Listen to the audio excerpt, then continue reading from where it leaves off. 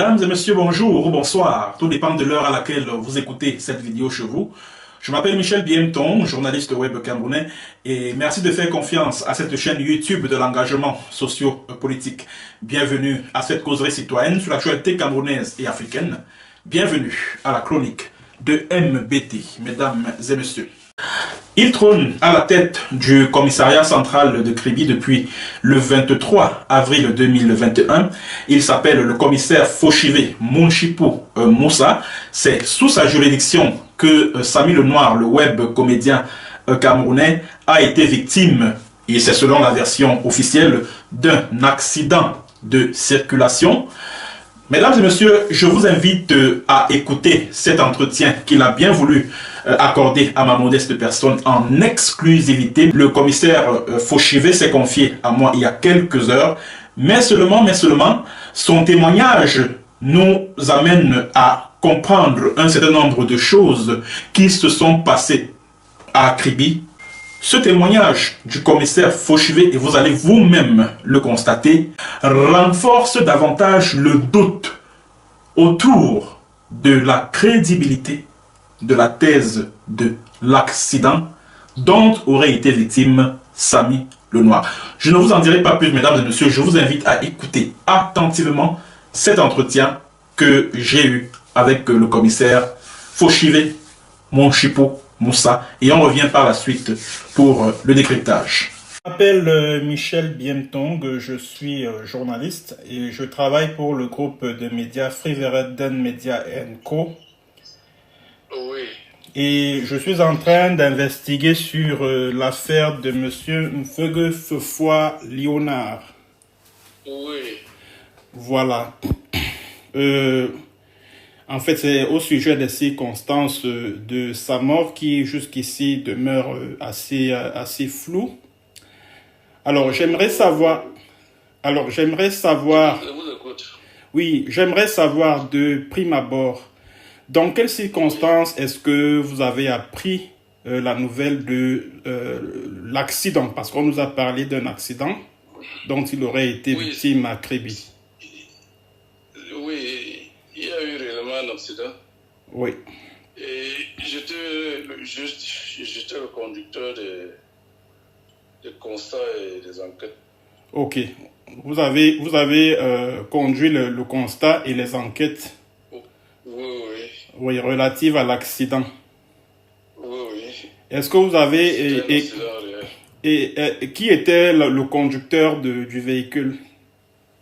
C'est une dame. Une dame qui a été déférée au parc d'essai. D'accord.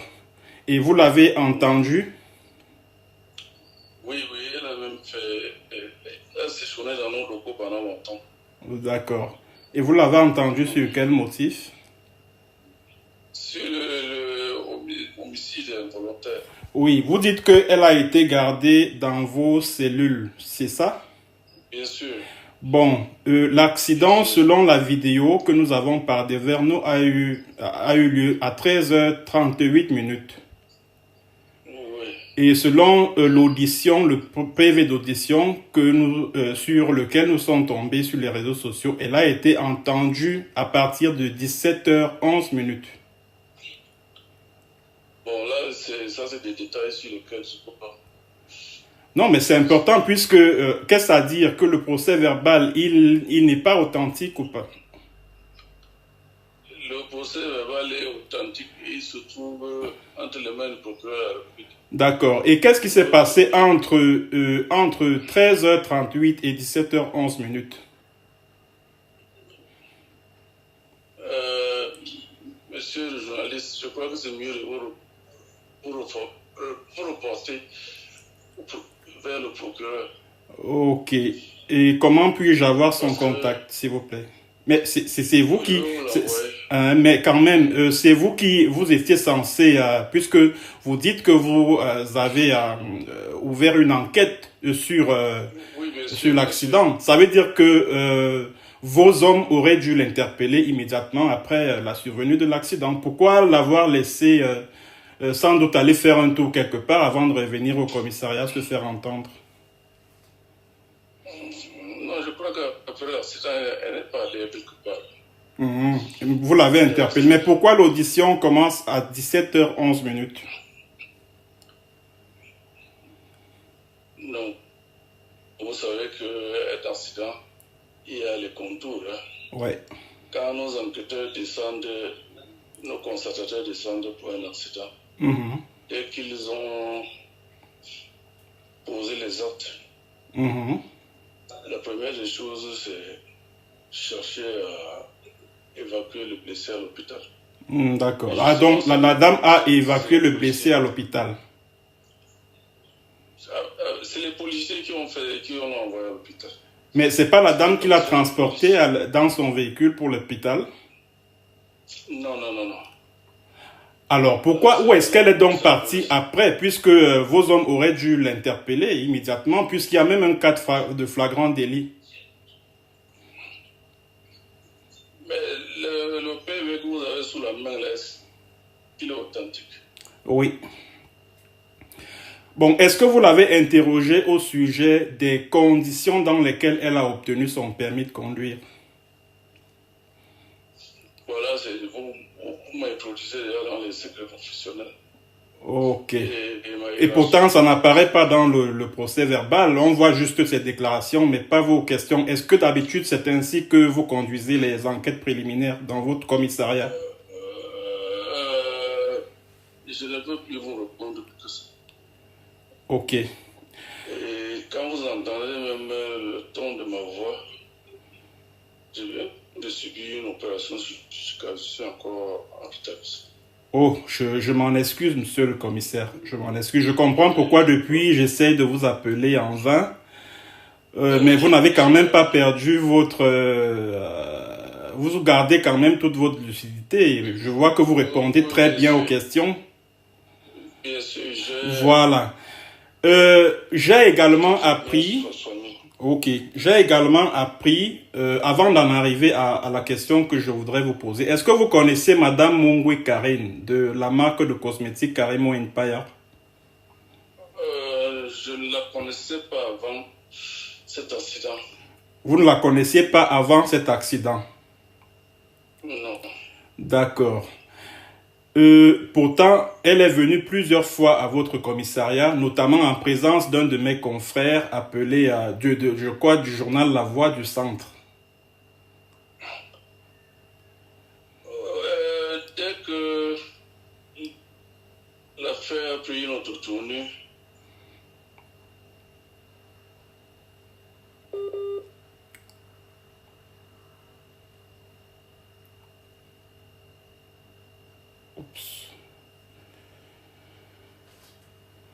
Ah, allô? Allô? Oui. On a été coupé. Dès que l'affaire a pris une autre tournure. J'ai dit, à deux tournures, après son évacuation sur Yaoundé. D'accord. J'ai rendu compte au procureur. D'accord. Est-ce que vous savez que Dame Mungwe Karine, selon un employé de la banque Banche Bank que nous avons interrogé, a mobilisé vos hommes afin d'obtenir une bande vidéo émanant des caméras de surveillance de la Banche Bank? C'est le procureur. C'est le procureur, c'est pas vous? Oui. Non. D'accord. Donc, c'est pas vous qui avez demandé à vos hommes de l'escorter jusqu'à la Banche Bank? Non, elle était libre. Ses auditions étaient libres. Elle était libre. Elle n'a jamais été gardée à vue. Mais comment se fait-il qu'elle se retrouve avec vos hommes, puisque c'est vous avez la responsabilité sur vos policiers? Comment se fait-il qu'elle se soit retrouvée gardée par eux dans... Je vous dis que... Oui. Je suis bien. Si la dame se retrouvait à la banque, ça n'avait rien à voir avec ma procédure parce que à son niveau, elle avait ses attaques avec les influenceurs. Elle s'est battue aussi pour prouver qu'il y a eu accident parce qu'il se disait à un moment donné que c'est son copain, le Turc, qui avait molesté le monsieur Mhm. C'est ça. D'accord. Mais est-ce qu'il est normal pour que ce soit une tierce personne ou alors un témoin de mettre la main sur un élément devant être versé au dossier de procédure? Est-ce que c'est commun? Est-ce que c'est même légal? C'est interdit. Voilà. Mais comment se fait-il qu'elle se soit battue pour entrer en possession d'une vidéo émanant d'une caméra de vidéosurveillance? Le procureur de la République a ordonné l'interpellation du directeur de la banque et des responsables techniques. Je crois que si vous les appelez, ils peuvent mieux répondre. Ok. Mais qu'est-ce qui était reproché? Puisque la banque a, on va dire quoi, a participé à la manifestation de la vérité. Elle s'est ouverte, elle a mis à votre disposition la vidéo. Mais pourquoi interpeller ces agents? Interpeller les agents de la banque? Oui, il y a un certain Dongo Patrick qui a été interpellé. Il a été entendu jusqu'à la région, selon lui, jusqu'à la Légion du Centre, selon lui. Oui, c'est le procureur qui a ordonné son interpellation. Parce qu'ils ont été corrompus.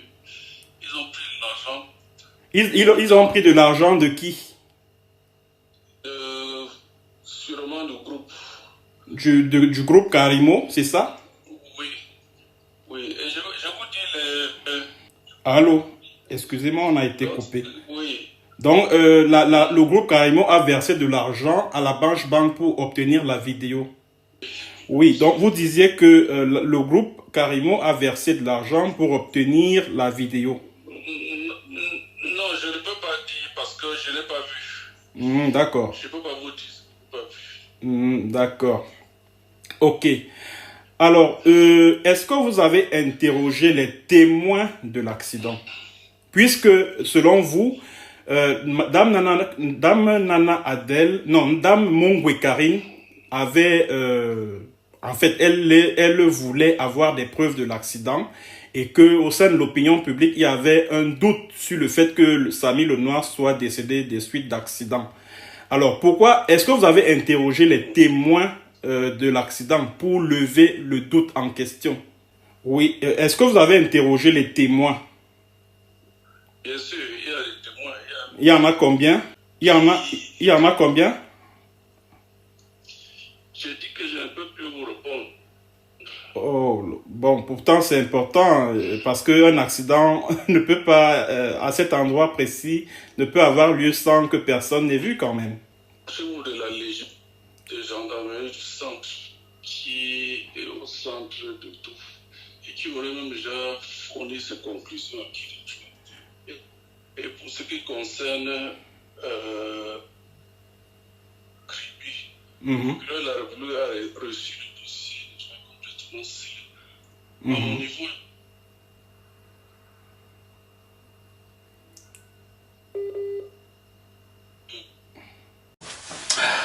voilà, c'était donc le commissaire Foshive Monchipo Moussa. Il est commissaire à Kribi depuis le 23 avril 2021.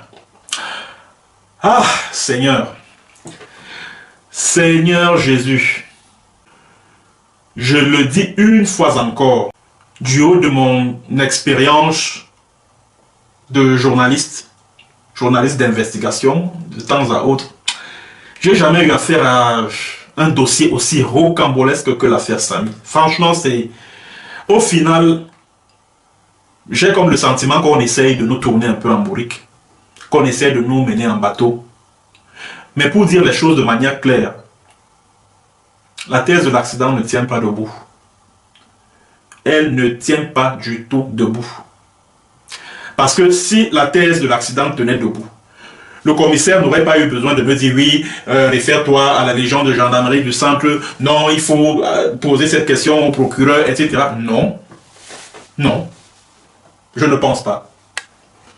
Alors, ce qu'on retient donc de cette interview, c'est que, dans un premier temps, le commissaire Foshive dit que ces hommes ont interpellé la dame. C'est-à-dire qu'après ce qu'ils appellent accident, les policiers, les hommes qui obéissent aux ordres du commissaire Fauchivet ont interpellé la dame.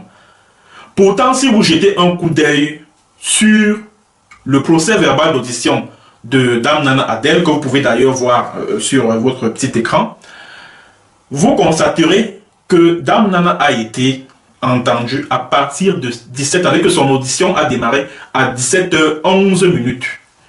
Et selon la fausse vidéo de l'accident, ce dernier a eu lieu à 13h38.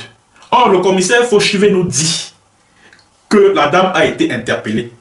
Je lui pose donc la question de savoir que, mais pourquoi son audition a commencé à 17h11 alors que l'accident a eu lieu à 13h38? Entre-temps, qu'est-ce qu'elle faisait? Où elle était? Pour une histoire, c'est-à-dire que pour un accident que ces hommes ont eu à constater. C'est un cas de flagrant délit, donc elle aurait dû être interpellée immédiatement. Et quand je lui pose la question, mais elle était où pendant tout ce temps-là? Allez, il dit que non, il faut te référer à tel, ou le procureur, ou ceci, ou cela. Je ne peux pas répondre à cette question. Oui, patati et patata. Autre chose à retenir de cette sortie du commissaire Fauchivet, du commissariat central de Kribi, c'est que ce sont ces hommes, c'est-à-dire que les policiers qui sont venus faire le constat, qui ont conduit Samy Lenoir à l'hôpital central de Kribi. Pourtant, Dame Mungwe Karine, comment il s'appelle, l'ami de Samy là, Camden Mitchell, d'ailleurs, lors de l'échange qu'il a eu avec la baronne de Suisse, il ne nous l'a jamais dit. Il nous a dit que c'est lui, Camden, qui a conduit Samy à l'hôpital. Tout récemment, Ndongo Patrick, l'employé de la Bank, nous a dit que c'est Dame Nana Adel qui a conduit Samy à l'hôpital. Aujourd'hui, le commissaire Fauchivet Mouchipou nous dit que ce sont ces hommes, ces policiers qui ont conduit Samy à l'hôpital. 3 versions sur un prétendu accident. 3 versions. 3 versions. Et il a également dit autre chose de très grave dans la vidéo, au cours de l'interview. C'est que Dame Mungwe Karine, en fait, ça c'est ce que je reprends exactement ses propos, parce qu'il ne faudrait pas que j'en rajoute. Ce n'est pas honnête, intellectuellement, c'est pas honnête. Il dit que le procureur du tribunal de première instance de Kribi a interpellé les responsables de Bank ainsi que les employés, dont le fameux Ndongo, parce qu'ils ont reçu de l'argent de Dame Mungwe Karine pour produire la fausse vidéo qui nous a été balancée sur les réseaux sociaux pour nous prouver que Samy Lenoir a été victime d'accident. Du moins, il rapporte sans doute ce qu'il a appris. Donc lui-même, il n'était pas sûr de cette version. Il dit qu'ils ont été interpellés parce que Dame Mungwe Karine a débloqué de l'argent, a remis aux responsables et à certains employés de la banque afin d'obtenir la vidéo émanant des caméras de surveillance de la banque. Le commissaire Fauchivet a dit qu'il y a eu, donc que ces hommes ont eu à faire un constat de l'accident. Mais jusqu'à ce jour, c'est-à-dire que jusqu'à ce moment où on parle, on a vu là le PV d'audition de Dame Nana. Encore que quand je lui ai posé la question de savoir que, mais est-ce que c'est ainsi que vous menez les enquêtes préliminaires dans votre commissariat? C'est-à-dire qu'un suspect, c'est-à-dire que vous faites subir une enquête préliminaire à un suspect. On ne voit que une déposition, une déclaration écrite à la main. Aucune question, aucune relance, rien. Quand je lui pose la question, mais est-ce que c'est comme ça que vous conduisez les enquêtes préliminaires? Il fait comme ci, il fait comme ça, il mange la bouche, etc. etc. Et la dernière question que je lui ai posée, et la plus importante même d'ailleurs, c'était de savoir, est-ce que vous avez interrogé les témoins? Puisque, compte tenu de ce que Karine Mungwe est apparue et a commencé à dire que non, on est en train de l'accuser, on est en train d'accuser son compagnon d'avoir molesté Samy, etc., etc., et que l'opinion a de sérieux doutes sur la thèse de l'accident. Pourquoi lui, il n'a pas interrogé, il n'a pas entendu, parce qu'il était censé les interroger, les auditionner, les témoins. Il était censé les auditionner pour lever le doute. Quand je lui pose la question, il dit non, oh, ça c'est la Légion. Donc les témoins vont partir de Kribi pour aller jusqu'à Yaoundé témoigner à la Légion de gendarmerie. Alors que l'accident ou le prétendu accident est censé avoir eu lieu sous sa juridiction. Quand je lui pose la question de savoir quel est même cet accident qui se passe en plein jour, en pleine 13 heures, il n'y a pas de témoin. Quel est cet accident qui se passe en plein jour, il n'y a pas de témoin. Et vous allez m'excuser, chers compatriotes, chers téléspectateurs, parce que j'avais tellement de questions à lui poser, mais comme vous avez pu le constater, la ligne téléphonique depuis le Cameroun était extrêmement défectueuse. Extrêmement défectueuse. Donc ce qu'on retient en un mot comme en mille, c'est que la thèse de l'accident ne tient toujours pas. Ça ne tient pas. De toutes les façons, nous disons merci au commissaire Fauchivé. Il n'est pas notre cible, en tout cas il n'est pas ma cible. Ce n'est pas, nous ne sommes pas là pour l'incriminer, non. Au contraire, il vient de nous aider à avancer dans la manifestation de la vérité. Il vient plutôt de nous aider, puisqu'il est une source fiable en tant que commissaire de police, sous la juridiction duquel le fameux accident ou le prétendu accident est censé avoir eu lieu. Aussi simple que ça. Donc, au regard donc de ce qui précède, il y a lieu de conclure qu'il n'y a jamais eu accident à Kribi. Aussi simple que ça. Aussi simple que ça. Parce qu'on a le sentiment qu'il s'agit d'une affaire d'une extrême sensibilité, d'une extrême délicatesse. Moi, je n'arrive pas à comprendre. Attends un peu. Quelqu'un a fait un accident. C'est chacun qui vient, il donne sa version. Le commissaire vient, il donne sa version. Kandem, sa version. Ndongo, sa version. C'est comment? Et même l'auteur de l'accident même. On ne sait même pas qui elle est. On ne la connaît pas, on ne sait pas à quoi elle ressemble. À quoi ressemble son timbre vocal. Rien. Est-ce que le commissaire Fauchivé, là, il dit qu'il a enfermé la dame dans ses cellules? Attends. Une femme vient de percuter quelqu'un. Donc elle part d'abord se balader. Et puis 3 heures après, elle revient au commissariat pour se faire attendre. Et quelle audition même? Une histoire qu'on lui a dit qu'on lui a sans doute dit, écoute, écris un peu quelque chose. Alors, elle a dit des trucs. Après, l'enquêteur était en train de transcrire de façon manuscrite. Allez, il transcrivait. Elle a signé, l'enquêteur a signé. C'est quelle audition ça? Parce que j'aurais bien voulu lui poser la question de savoir, dans votre constat, qu'est-ce que vous avez pu observer, qu'est-ce que vous avez remarqué? À quelle vitesse est-ce que roulait la voiture? Est-ce que son permis de conduire, elle l'a acquis dans des conditions normales? Est-ce que, je ne sais pas, dans quel état se trouvait-elle dans la voiture, etc. J'ai bien voulu lui poser toutes ces questions-là. Malheureusement, le réseau du côté du Cameroun, sans doute, parce que moi, je n'ai pas de problème d'Internet ici, était tellement défectueux qu'on était obligé d'arrêter l'échange, la conversation. Donc, pour être sincère, cette version du commissaire Fauchivé ne nous permet pas de conclure qu'il y a eu accident à Kribi. Ça ne nous permet pas de conclure qu'il y a eu accident à Kribi. Bon, pour terminer cette chronique, je vais m'adresser à la famille de Mfebe, Samy le Noir. Surtout à ma petite sœur, la fille Nanga Ebokola, Félicia. Chers membres de la famille de Samy le Noir, c'est vrai que j'ai appris plein de choses là, que Conrad, ceci, machin, oh, machin, ceci, cela. Prenez vos responsabilités. Portez plainte contre le couple Karimo, le chauffeur qui a conduit Samy le Noir à Yaoundé, José, sa copine, et puis Michel Kamdem. Ils sont au nombre de 5. 5! Prenez vos responsabilités, portez plainte contre ces 5 personnes. Parce qu'elles ont des choses à dire sur ce qui est arrivé à Samy le Noir. Je le dis et je le maintiens, qu'il s'est passé quelque chose à la résidence hôtelière de Mongwe Karim à Kribi le 1er juillet. Il s'est passé quelque chose là-bas qu'on essaye de nous cacher. C'est de ça qu'il s'agit. On ne veut pas nous dire exactement ce qui s'est passé. Karine Mongwe connaît ce qui s'est passé. Elle connaît. En fait, celui qui est même au cœur de cette histoire, c'est son compagnon, le Turc là. C'est lui qui est au centre de cette affaire.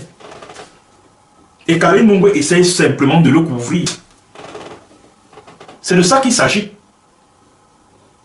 Si vous estimez que Conrad n'est plus à la hauteur, mettez-le de côté, prenez vos responsabilités et allez porter plainte.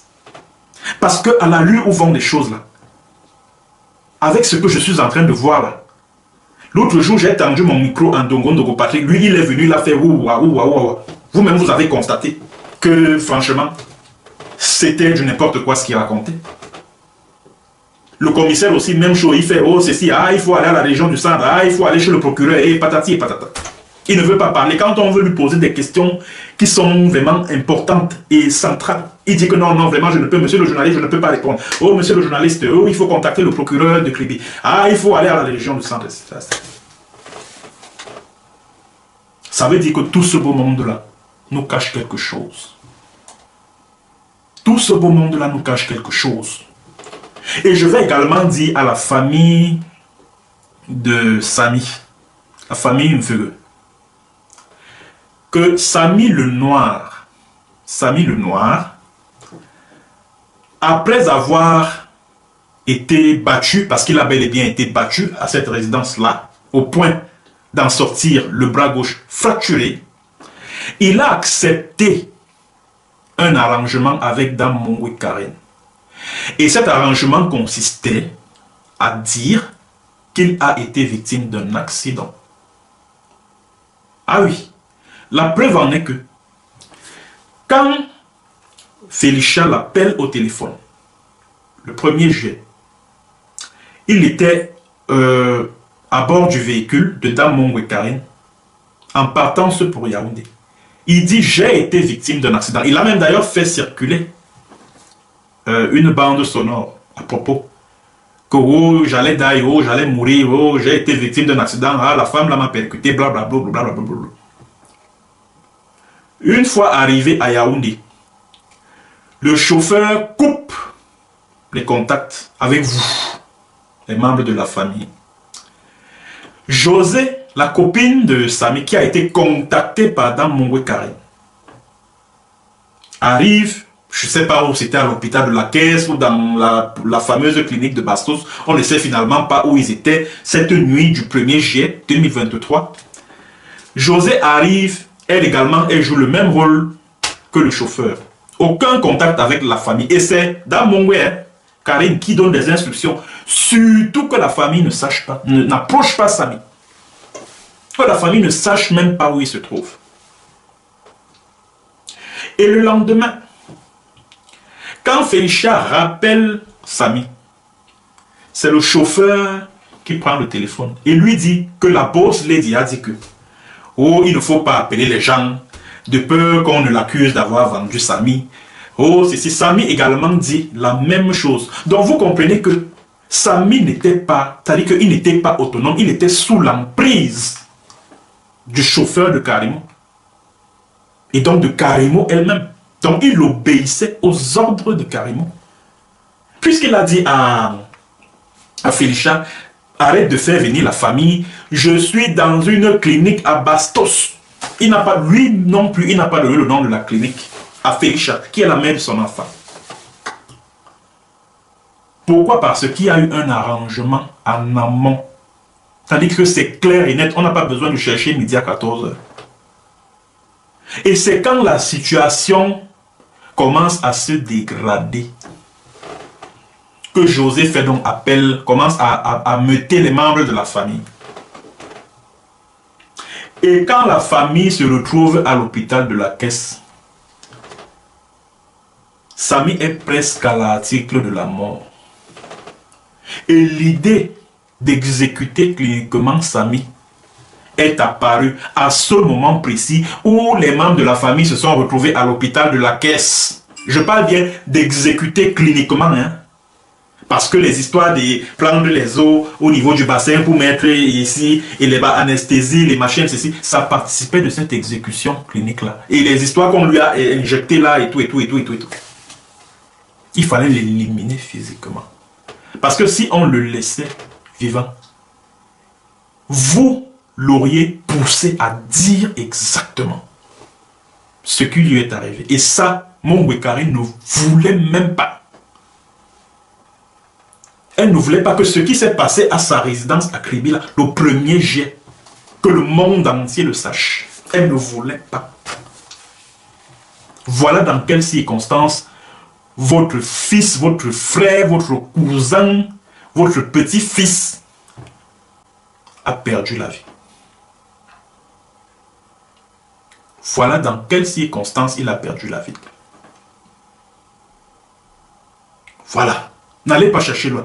Donc, je vous invite, à vous les membres de la famille de Samila, porter plainte contre le couple, c'est-à-dire que Karimo, son compagnon, José, le chauffeur qui a conduit Sami à Yaoundé, et puis Camden Mitchell, qui est son soi-disant ami ou copain, ou je ne sais pas moi.